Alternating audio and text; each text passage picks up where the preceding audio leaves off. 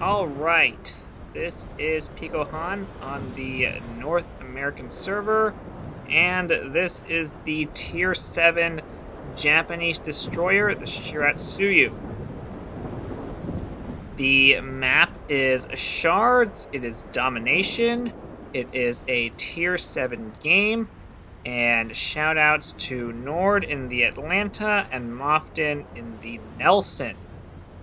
The Shiratsuyu used to be a really OP ship, but then it got hit hard by the wargaming Nerf Hammer.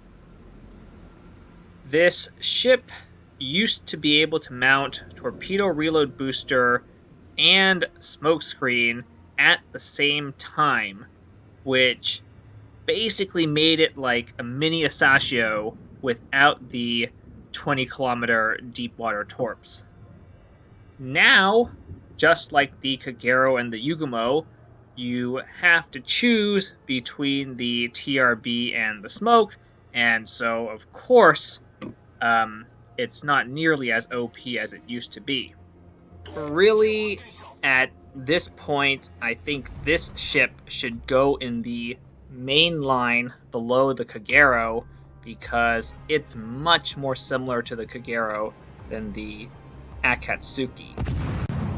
So, in this game, I'm rushing the A-cap between myself and Nord in the Atlanta. I'm pretty confident that we can take out any destroyer we encounter.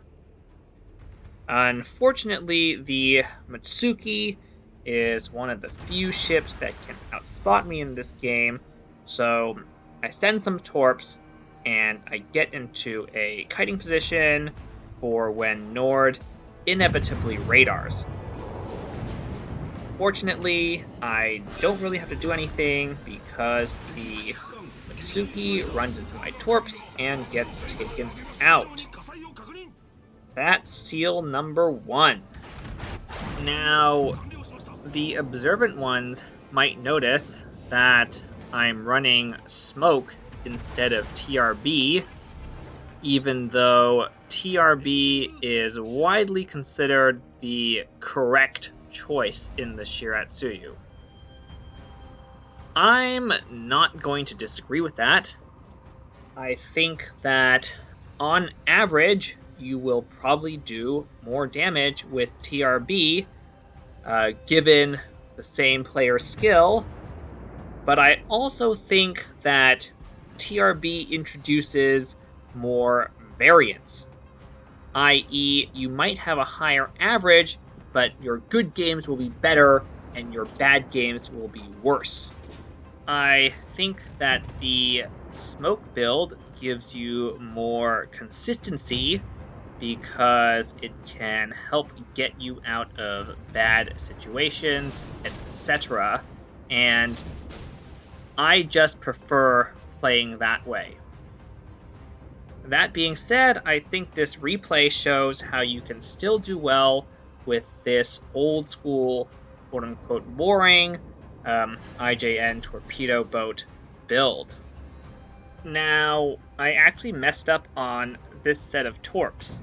I anticipated that the Scharnhorst would turn in, and I tried to time my torps such that they would hit him as he came around the corner, but I didn't aim right, but the Scharnhorst just went in a straight line, and he ate all those torps on the broadside, and it was a dev strike. So that's seal number 2. Anyway, it doesn't look like any of the ships behind the A-cap are going to try to push in, so I'm actually going to try to go toward the center. I'm creeping up on Nord here because I'm trying to see if he wants a smoke, but he's able to drop off, and I'm going to continue to the center. One of the big weaknesses of the Shiratsuyu is that she's very slow and she's somewhat underpowered. Though this is actually a trait that will carry through to the Akizuki and the Kitakaze and so on. The sluggishness of the ship is just another reason that I prefer to stick with the smoke build, because unless you're very good at reading what's going around you and anticipating what other ships are doing, it's just that much harder to get out of bad situations. At least in the Akizuki and onward, you can try to gun down other destroyers if you're in a pinch, but the Shiratsuyu has pretty anemic guns. So let's talk about the guns for a bit here.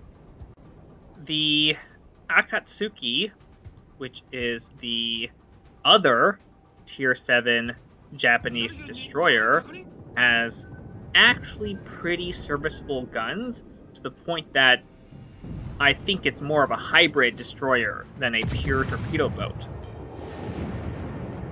Nominally, the Shiratsuyu only has one fewer barrel, 5 barrels to the Akatsuki's 6. But the arrangement of the guns is so bad that a lot of the times it's not 5/6 the firepower, it's much less. You've got 2 guns in the front, 2 guns in the back, but the 5th gun is in a center-mounted turret, which isn't even super firing. That center turret points forward. This means that even though broadsides are 5/6 of the firepower, kiting is only half of the Akatsuki's firepower, and that's a big difference. This is not to mention that the Shiratsuyu's turrets traverse slower than the Akatsuki's, so you have those 5 guns on target so much less. Okay, so what I'm trying to do against the Shiratsuyu here is just mill the engagement until I find one that I like. Ideally, I want a situation where all my guns are on him and he's pushing into me. Alternatively, if I've got support like Nord over here, who unfortunately just went down, basically I want a situation where I have the advantage. Like, he's running away right now. I don't want to take that engagement, especially with only the front guns on target. I'm also keenly aware of the Algerie who's pushing in from the south, so I'm going to try to drop off and mill the engagement again.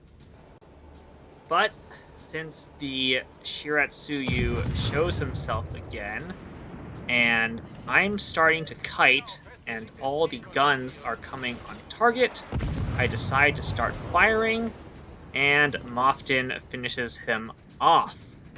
And that's the last enemy destroyer down, and that's a pretty good sign usually that you've won the game. They are still up in caps, but we have a 2-ship lead, and I'm gonna go back for the cap after I drop off and dodge those torps. Don't forget that as a destroyer, even an IJN destroyer, oftentimes your main job is still to contest the caps and try to deal with other destroyers. In this case, we were lucky that the enemy destroyer was just a Shiratsuyu and not like Fletcher or a Kitakaze or something ridiculous like that. But you just have to, again, try to mill the engagement and find one that's favorable, whether it's just you or you have support. At least with this build, one thing I could have used that I didn't was the smoke, and that's just because I was pretty sure in each of those engagements I was the one doing the spotting and he was running away, so it probably would not have helped. Once the cap is secured, all of the hard work is done, and we're just gonna go into farming mode. Right in front of us is a Colorado that looks about as lost as the Scharnhorst from earlier. Looking for ships that are going through a choke point or going around a corner is oftentimes a good way to close the distance such that you can send from shorter than your detection range. I'm not going to do that in this situation, since I think he's just going to straight line anyways. Also, it's a Colorado, so it's pretty slow. Notice that I sent one set of torps halfway in front of the indicator and the other one halfway in back. That just makes a nice 8-wide spread if your torp RNG favors you. I looped back just to play it safe, but it looks like the Colorado is indeed going to straight line, and this would have been a dev strike had the Königsberg not fired just before my torps hit. At 6 ships to 2 with 2 caps and more points, I don't feel that we can lose this game, so I am now going to YOLO rush the other Colorado who is coming around the back island. What I want to do is get as close as I can to these islands and then hug them such as to maximize the amount of time I'm not spotted, but the Colorado has really come too far around the corner for me to do that, so I'm just going to rush him open water. For the same reason, I'm not going to open fire until I'm within detection range. When you're rushing a battleship like this, the main thing you gotta watch for is getting BBAP'd down the length of your ship, but since he just fired at something else, it doesn't matter. For torps, I'm going to try to do a cross drop here.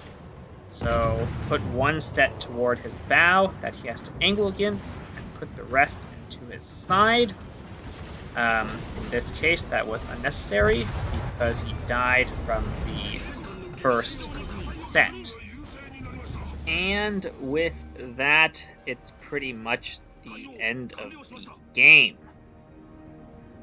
Looking at the results, if that Königsberg had not secured that kill, it could have been 3 dev strikes and a Kraken, but alas, you win some and you lose some. Despite what I said about smoke, I did not actually use it in this game.